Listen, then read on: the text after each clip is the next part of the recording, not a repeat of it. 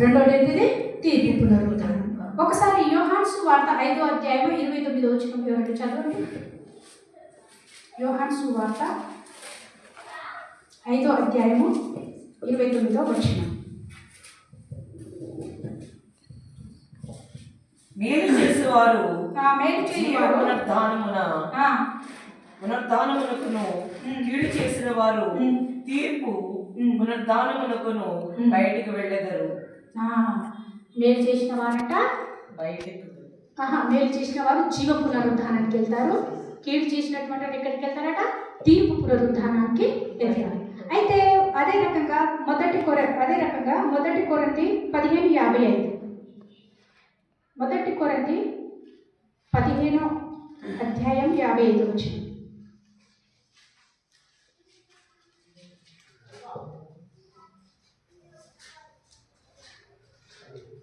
మొదటి కొరింథీ 15వ అధ్యాయం 55 వచనం. ఓ మరణమా నీ విజయం ఎక్కడా? ఓ మరణమా నీ ముళ్ళెక్కడా? పాపమునకున్న బలము ధర్మశాస్త్రమే. ఓ మరణమా నీ ముళ్ళెక్కడా? ఓ మరణమా నీ విజయం ఎక్కడ? మరణము ముళ్ళు కానీ మరణం యొక్క విజయం కానీ మొత్తము ఎవరి వశమై ఉన్నది? క్రీస్తు వశమై ఉన్నది. ఇప్పుడు మనిషి జన్మించాలన్నా మనిషి మరణించాలన్నా అది ఎవరి వశంలో ఉన్నది? దేవుని వశంలో ఉన్నది. అంటే జీవ మరణాలు దేవుని వశమై ఉన్నాయి. అయితే ప్రతి మనిషికి జన్మించాలంటే ఇష్టం, కానీ మరణించాలంటే భయం. మరణం వస్తుందంటే ఎవరైనా ఇష్టపడతారా? ఇష్టపడరు. కానీ దేవుడి దృష్టిలో మరణం అనే మాటకు నిద్రించటం.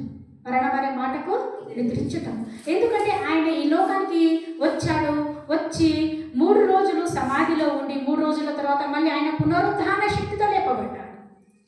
మరణం అంటే ప్రతి మనిషికి భయము, కానీ దేవునికి భయము లేదు. ఎందుకంటే మరణము యొక్క ముళ్ళుని ఇచ్చినటువంటి మహా గొప్ప దేవుడు మన దేవుడు. అయితే ఇప్పుడు తల్లి గర్భంలో ఉన్నటువంటి బిడ్డకు ఆ తల్లి గర్భమే జీవితం అనుకుంటుంది. ఇప్పుడు తల్లి గర్భంలో ఉన్నటువంటి చిన్న పాప శిశువు ఏమనుకుంటుందంటే తన తల్లి గర్భంలో నివసిస్తున్నటువంటి ఆ తల్లి గర్భమే తన జీవితం అనుకుంటుంది.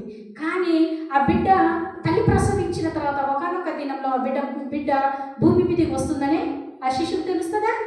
తెలియదు. ఎందుకంటే తల్లి గర్భంలో నుంచి బయటకు వచ్చినటువంటి ఆ శిశువు ఏం చేస్తుందంటే, తల్లి గర్భం నుంచి బయటకు వచ్చినట్టు ఆ శిశువు ఏడవడం మొదలు పెడుతుంది. ఏం చేస్తుంది? ఏడవడం మొదలు పెడుతుంది. ఎందుకంటే ఆమె బయట రాగానే ఆ తల్లి గర్భం నుంచి బయటకు వచ్చినటువంటి ఆ శిశువుకి బయట ప్రపంచం తెలుస్తుందా? తెలియదు. ఎందుకంటే మన ఈ లోకంలో ఉన్నటువంటి మనము ఒకానొక దినమున మనం ఎక్కడికి వెళ్తామంటే తీర్పు దినానికి, తీర్పు తీర్చబడడానికి వెళ్తాం. ఎక్కడికి వెళ్తాము? తీర్పు తీర్చబడడానికి వెళ్తాము. ఇప్పుడు ఇక్కడ జీవిస్తున్నటువంటి మన జీవితం కాదు, ఇది శాశ్వతం కాదు. మహా అంటే 50 సంవత్సరాలు, మహా అంటే 60 సంవత్సరాలు, అధిక బలం ఉంటే 70 సంవత్సరాలు, ఇంకా అధిక బలం ఉంటే 100 సంవత్సరాలు. కానీ ఏదో ఒక సందర్భంలో ఎక్కడికి వెళ్ళాలి? మనము తీర్పుకి వెళ్ళాలి, తప్పదు. అలాగే నికోదేము అదే యోహాను సువార్త 3వ అధ్యాయము 3వ వచనం 5వ వచనం, 3 నుండి 5. అందుకు యేసు అతనితో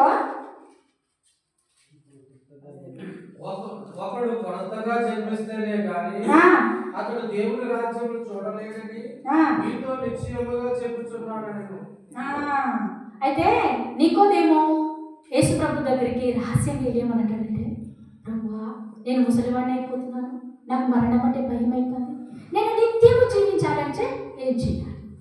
నేను నిత్యము జీవించాలంటే ఏం చేయాలి అని అన్నప్పుడు, ప్రభు నువ్వు మళ్ళీ జన్మించాలి అంటాడు. నికోదేముతో ఏమంటాడు? నువ్వు మళ్ళీ జన్మించాలి. ఏంది ప్రభువా, నేను ముసలివాడిని అయిపోయాను, రేపు మాకు నేను చనిపోవచ్చున్నాను, నేను మళ్ళీ జన్మించాలా?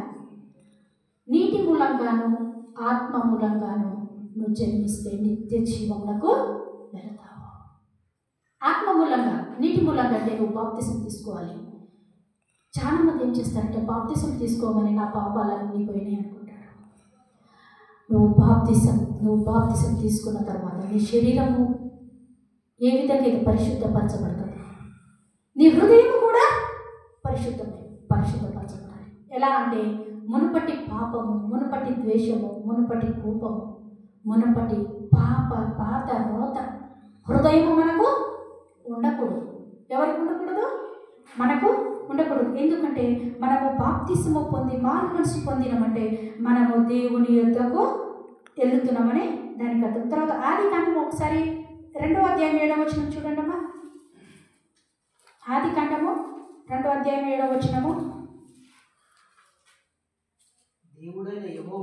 దేవుడైన యెహోవా నేల మట్టితో నరుని నిర్మించి వాని నాసిక రంధ్రములలో జీవవాయువును ఊదగా నరుడు.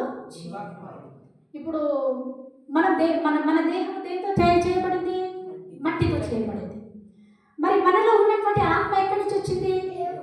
దేవుడి నుంచి వచ్చింది. మరి మట్టిలో ఉన్నటువంటి ఆత్మ ఒకానొక దినమున మరి ఎక్కడికి చేరాలి? ఇది మరి దేవుని ఎదురు చేరాలంటే మనం ఎలా ఉండాలి? ఎవరిని అనుసరించాలి? మరి మనం దేన్ని లోపడాలి? ఆయన వాక్యానికి లోపడుచు ఆయనను అనుసరించాలి. ఇది నేను స్పీచ్గా చెప్పట్లేదు, ప్రైవేట్ క్లాస్ కాబట్టి చిన్నపిల్లలు మీకు అర్థమయ్యే రీతిగా చెప్తున్నాను. ఎందుకంటే మట్టితో చేయబడినటువంటి ఈ దేహం మట్టితోనే వేయబడుతుంది, మట్టిలోకి వెళ్ళిపోతుంది. కానీ మన నరునిలో ఉన్నటువంటి ఆత్మ ఉంది చూసారా, మన శరీరంలో ఉన్నటువంటి ఆత్మ, అది ఒకానొక దినమున ఎక్కడికి వెళ్తుంది? దేవుడి దగ్గరికి వెళ్తుంది. మేము ప్రతి ఆదివారం ఆరాధనకి వెళ్తాం. 2 ఆరాధనలు చేసుకొని ఇంటికి వచ్చి అన్నం తినేసరికి ఒక్కొక్క ఆదివారము 5 అయిపోతుంది, ఒక్కొక్క ఆదివారము 4 అవుతుంది. ఆ టైం వరకు మాకు మంచిగా ఉండవు, ఏముండవు. ఎందుకంటే మధ్యలో నాకు ఎవరు కనిపిస్తే వాళ్ళకి నేను సువార్త చెప్తాను. మా పాస్టర్ గారు మా బాబు ఇద్దరు బండి మీద వేరే దగ్గరికి వెళ్ళాల్సి వస్తే నేను ఒక చెట్టు దగ్గర కూర్చున్నాను. చెట్టు దగ్గర కూర్చుంటే ఒక అంకుల్ ఉన్నారు. అంకుల్ ఏం చేస్తున్నారంటే వడ్రంగి పని చేస్తూ ఉన్నారు. అయితే అంకుల్ దగ్గర నేను పక్కన కూర్చున్నాను. అంకుల్ మీరు బాగున్నారా అంటే అమ్మ బాగున్నామ్మా, ఈ మాట ఎవరు అడగలేదన్నారు. అందుకే నేను అడిగాను, అంకులు మీకు యేసయ్య తెలుసా? తెలుసమ్మా అంటుంటారు కదా, గొప్ప దేవుడు అంట కదా. మరి అంత గొప్ప దేవుడు మీరు ప్రార్థిస్తున్నారా? లేదమ్మా, నాకు బొచ్చెడు దేవుడు అని నేను ముసల్మాన్ని ఇవాళ రేపు మట్టిలో కలిసిపెట్టాడు అని నాకు ఎందుకమ్మా అన్నాడు. అంటే నాకు వచ్చింది, అంకుల్ నీ శరీరం ఏదో ఒక దినాన మట్టిలో పాతి వేయబడుతుంది, మీరు చెప్పింది నిజం. కానీ మీ శరీరంలో ఒక ఆత్మ దాగి ఉంది. ఆ ఆత్మకు చావు లేదు. ఆత్మకి ఏం లేదు? చావు లేదు. మన శరీరంలో ఉన్నటువంటి మన శరీరానికి చావు ఉంది, అది 100%. కానీ మన శరీరంలో ఉన్నటువంటి ఆత్మకి ఏం లేదు? చావు లేదు. కాబట్టి అంకులు మీరు దేవుని నమ్ముకోండి, బాప్తిసం తీసుకోండి. మీరు ఏదో ఒక మీకు ఇప్పటికే 70 సంవత్సరాలు అంటున్నారు కదా, మా ఆంటీకి 5 సంవత్సరాలు ఉండొచ్చు. దేవుడికి అధిక ఆయుషిస్తే మంచిది. కానీ నరకంలో వేయబడటం నాకు ఇష్టం లేదు అంకులు. ఎందుకంటే నన్ను అనేకులను సువార్త చెప్పమని ఈ లోకానికి నన్ను దేవుడు పంపించున్నాడు. నేను మీకు తెలియజేస్తున్నాను, నమ్ముకుంటే మీరు పరలోకానికి వెళ్తారు, లేకపోతే మీరు ఎక్కడికి వెళ్ళిపోతారు? నరకానికి వెళ్ళిపోతారు అనేసి నేను చెప్పేసిన తర్వాత అదే యోహాను సువార్త 6వ అధ్యాయం 63వ వచనం. యోహాను సువార్త 6వ అధ్యాయము 63వ వచనం. యోహాను సువార్త 6వ అధ్యాయము 63వ వచనం.